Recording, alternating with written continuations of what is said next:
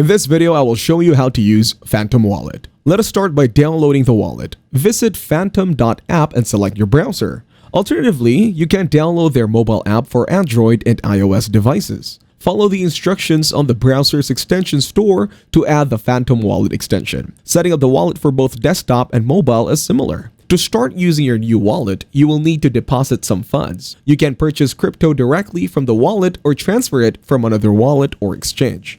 To purchase directly, click Buy and select the tokens and amount. Then, choose an on-ramp provider to complete your purchase. Once done, your newly bought crypto should appear in your wallet. To transfer funds from another wallet or exchange, click Receive. Search for the token you want to deposit and select it. You can also track the transaction progress on the blockchain. Phantom also has a cross-chain swapper feature for bridging tokens across Solana, Ethereum, and Polygon. Phantom also allows you to create and import multiple accounts and wallets. Now that you have set up your Phantom wallet and learned the basics, it is time to explore it. Check out the link given in the description to create your account on Phantom Wallet. If this video was helpful, please consider leaving a like and subscribing to the channel. With that being said, I will see you in the next video.